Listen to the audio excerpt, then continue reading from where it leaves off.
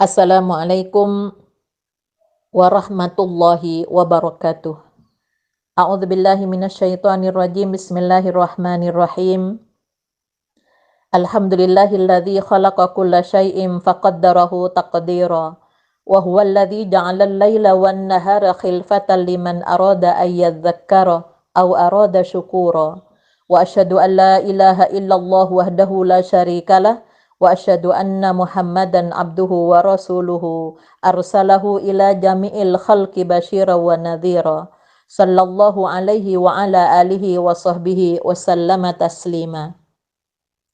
Pemirsa dan pendengar yang dimuliakan oleh Allah, kajian kita tentang fikih air pada bagian ketiga masih seputar pengelolaan air dalam pandangan Islam yang dibagi dua.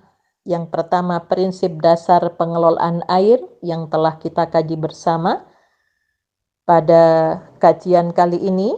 Yang kedua yaitu prinsip universal pengelolaan air. Prinsip universal adalah suatu kaidah yang dipakai sebagai tolak ukur untuk menyusun regulasi dan membuat program real dalam pengelolaan air.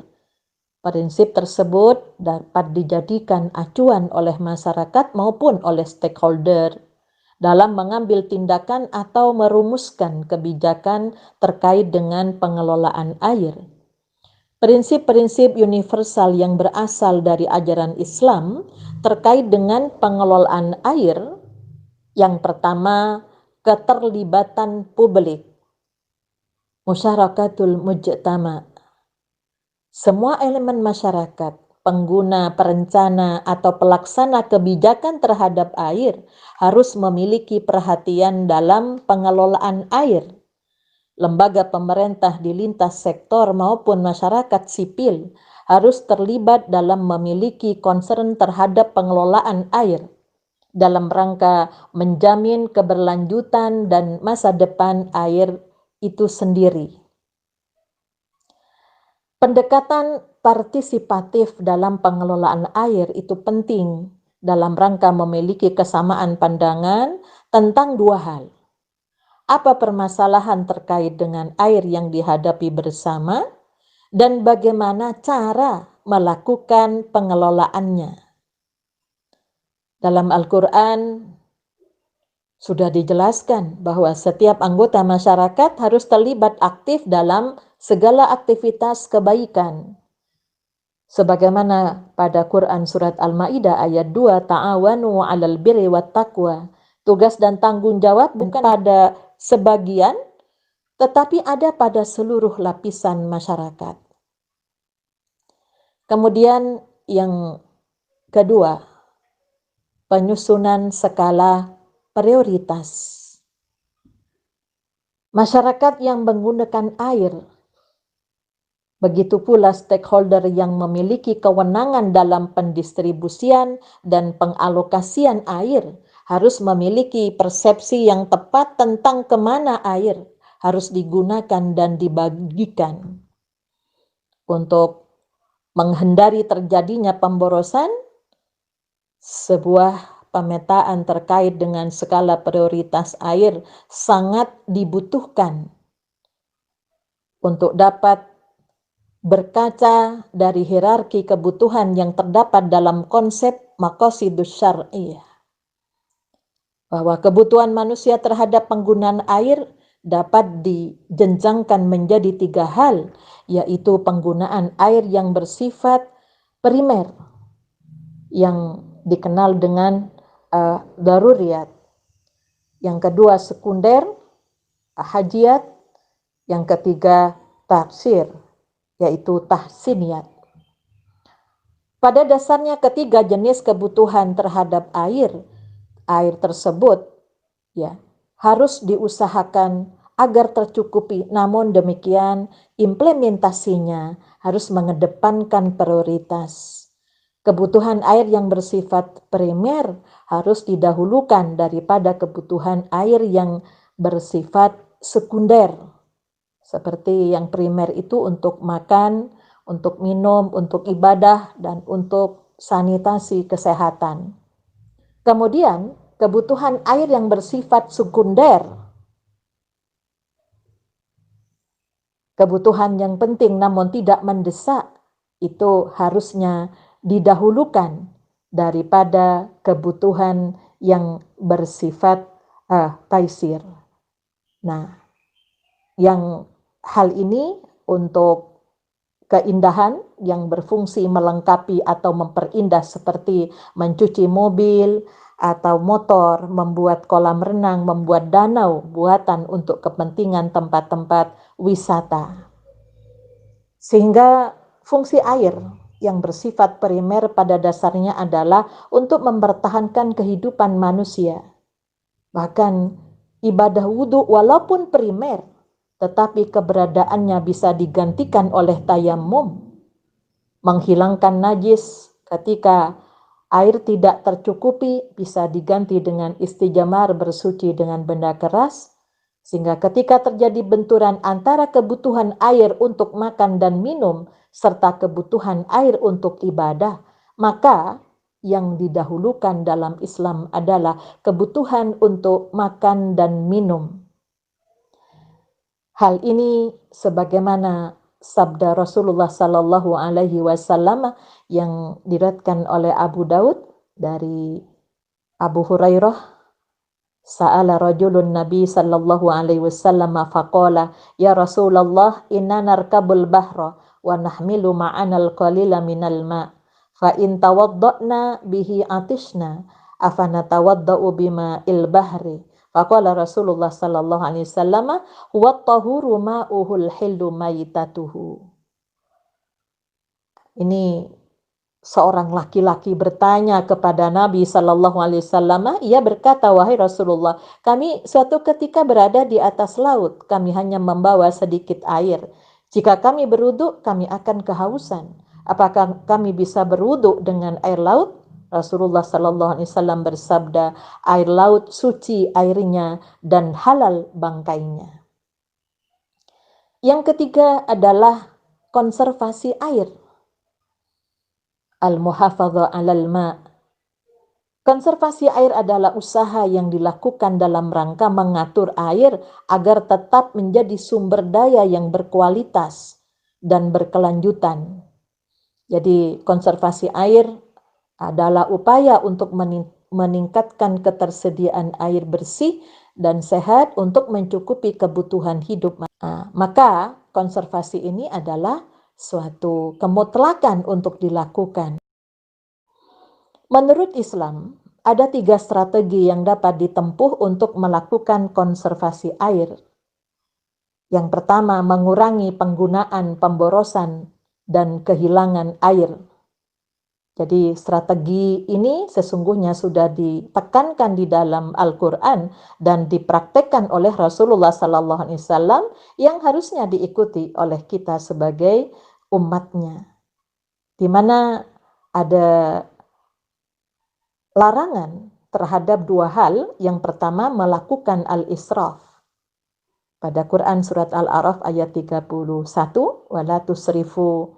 Yang kedua, larangan melakukan tabdzir, yaitu menyia-nyiakan pada Quran surat Al-Isra ayat 26 dan 27. Jadi karena sikap israf adalah sikap yang melampaui batas dalam melakukan perbuatan yang pada dasarnya halal. Sedangkan pemborosan tabdzir adalah menyalurkan sesuatu kepada yang haram. Jadi 2 hal tersebut ya sama-sama melakukan sesuatu yang tidak pada tempatnya. Dalam sebuah hadis dikatakan yang diriwayatkan oleh Bukhari, an Anas yaqulu kana Nabi sallallahu alaihi wasallam yaghsilu aw kana yaghtasilu bis-sa'i ila 5 amdadin wa yatawaddau bil muddi. Dari Anas, ia berkata adalah Nabi sallallahu alaihi wasallam mandi dengan air 1 sa' dengan 5 mud dan berwudu dengan 1 mud. Jadi sekitar 1 gelas air dengan cara dihemat Yang ketiga, proteksi dari polusi atau pencemaran. Air mengalami pencemaran disebabkan oleh sektor-sektor seperti pemukiman, industri, pertanian, peternakan, perdagangan, transportasi, dan pertambangan. Maka untuk menjaga agar air tetap layak dikonsumsi, masyarakat seharusnya memiliki kesadaran untuk tidak membuang sampah dan limbah berbahaya ke sungai. Karena hal tersebut dapat menyebabkan rusaknya kualitas air sungai. Di samping itu juga tidak membuang limbah berbahaya ke tanah yang dapat mencemari sumber air sumur dan mata air. Air yang menurun kualitasnya selain tidak dapat digunakan untuk bersuci juga akan menimbulkan penyakit di tengah-tengah masyarakat. Maka Rasulullah SAW pada hadis yang diriwayatkan oleh Muslim an Jabirin ar-Rasulillah sallallahu alaihi wasallam annahu naha ayyubala fil ma'ir raqidi. Dari Jabir dari Rasulullah sallallahu alaihi wasallam bahwa beliau melarang kencing di air yang menggenang. Kemudian di hadis yang lain kecaman Nabi terhadap perilaku pencemaran terhadap air. Dalam hadis yang diriwayatkan oleh Abu Daud an Mu'adz bin Jabalin qala Rasulullah sallallahu alaihi wasallam ittaqul mala inat thalathal baraza fil mawaridi wa qari'atit tariqi wadh-dhilli. Rasulullah sallallahu alaihi wasallam bersabda, takutilah 3 perkara yang menimbulkan laknat, yaitu buang air besar di saluran air, di tengah jalan dan di tempat orang berteduh. Kemudian yang ketiga, meningkatkan fungsi kawasan hutan sebagai kawasan resapan air. Hutan mempunyai fungsi klimatologis yaitu untuk mengatur iklim lokal dan global. Rasulullah SAW mendorong umatnya melakukan penanaman pohon dengan menyebutnya sebagai sedekah. Dalam hadis muttafaqun alaih an Anasin radhiyallahu anhu qala Rasulullah sallallahu alaihi wasallam ma min muslimin yaghrisu gharsan aw yazra'u zar'an fayakulu minhu tayrun aw insanun aw bahimatun illa kana lahu bihi sadaqatun. Dari Anas radhiyallahu anhu ia berkata Rasulullah sallallahu alaihi wasallam bersabda, tidaklah seorang muslim menanam pohon atau tanaman kemudian dimakan oleh burung, manusia atau hewan ternak kecuali tanaman itu akan menjadikan sedekah baginya. Kemudian Rasulullah pernah melakukan strategi membuat kawasan konservasi berupa hutan lindung di daerah Naqi. Kebijakan tersebut dilakukan oleh Khalifah Umar bin Khattab yang diriwayatkan di dalam hadis Bukhari. Pemirsa dan pendengar yang dimuliakan oleh Allah, sedangkan yang keempat, regulasi kepemilikan air. Islam mengakui baik kepemilikan publik maupun kepemilikan individu terhadap sumber daya air, artinya Islam mengakui adanya hak umum dan hak privat terhadap kepemilikan air. Namun, sekalipun mengakui hak privat, Islam tidak membuka lebar-lebar pintu privatisasi tanpa batasan, melainkan justru memperkenalkan pengaturan yang proporsional. Yaitu, pertama, air milik privat yang ada di dalam ember atau baskom yang sudah dimiliki dan sudah menjadi hak pribadi, air kategori ini tidak dapat digunakan oleh orang lain kecuali karena adanya situasi darurat seperti sedang kehausan. Kedua, air milik privat yang ada di tempayan, sumur dan mata air di sekitar rumah atau tanah miliknya. Air ini adalah miliknya, namun masyarakat umum dapat memanfaatkan untuk kepentingan konsumsi atau untuk minum hewan ternak. Tentunya di sini dengan minta izin kepada pemiliknya. Ketiga, air yang terdapat dalam sungai yang dimiliki oleh sebuah komunitas atau masyarakat tertentu. Di Indonesia sebagai negara tropika basah dapat dijumpai mata air kecil yang ada di pegunungan. Air tersebut dapat digunakan oleh orang lain di luar masyarakat pemiliknya untuk konsumsi.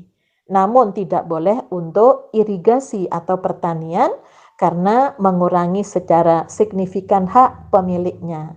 Yang keempat, air yang ada di sungai besar seperti Sungai Efrat, Sungai Nil, Sungai Musi, Citarum, Mahakam, atau mata air lainnya yang besar yang terdapat dalam sungai, dan mata air besar ini tidak diprivatisasi akan tetapi menjadi milik umum. Nah, kalau kita lihat berkaitan dengan apa yang dikatakan oleh Rasulullah, kalau kita hubungkan dengan undang-undang di negeri kita bahwa al-muslimuna syuraka'u fi salasatin fil kala'i wal ma'i wan nar. Umat Islam berserikat dalam 3 hal, yaitu padang rumput, air, dan api. Maka pemanfaatan air secara privat dalam Islam kemudian diatur agar tidak menimbulkan kerugian bagi orang lain. Pada hadis-hadis Rasulullah banyak sekali ditemukan berkaitan dengan pengaturan air. Kemudian yang kelima, regulasi pendistribusian air. Indonesia adalah negara yang memiliki 6% dari seluruh air tawar yang ada di dunia. Jadi jumlah yang cukup signifikan, ya.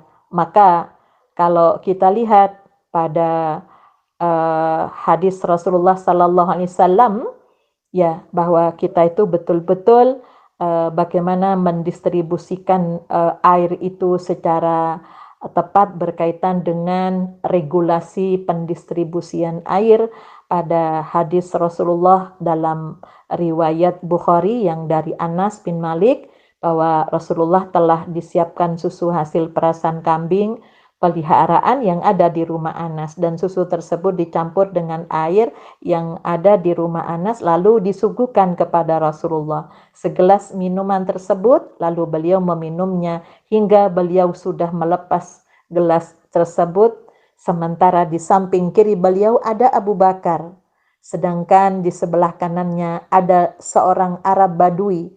Maka Umar berharap, ya, kepada Rasulullah, ya, agar memberikan kepada Abu Bakar, sehingga apa yang dikatakan oleh Khalifah Umar, berikanlah kepada Abu Bakar wahai Rasulullah yang ada di sampingmu, namun beliau memberikan kepada orang Badui yang berada di samping kanan beliau itu. Beliau bersabda, hendaknya minuman diperuntukkan untuk yang di sebelah kanan dan ke kanan dan seterusnya. Jadi sebenarnya hadis ini dipahami bahwa alasan Rasulullah lebih mendahulukan memberikan air kepada orang Badui itu semata-mata karena ia berada di sebelah kanan.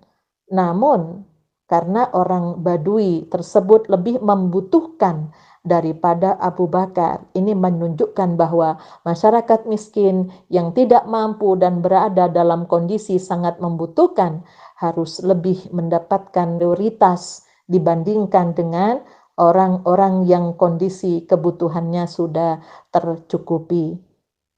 Pemirsa dan pendengar yang dimuliakan oleh Allah, inilah kajian betapa Islam itu sangat memperhatikan yang berkaitan dengan masalah air yang menjadi kebutuhan kita sebagai umat manusia, yang tentunya kita hadapi dengan keimanan serta kesyukuran kita kepada Allah Subhanahu wa taala, dan mudah-mudahan kita juga harus berpikir untuk kepentingan orang lain sehingga Allah menurunkan berkahnya dengan turunnya air, bukan menurunkan siksaannya karena kita tidak pandai bagaimana kita melihat tentang Islam mengajarkan banyak hal kepada kita sebagai umat Nabi Muhammad sallallahu alaihi wasallam.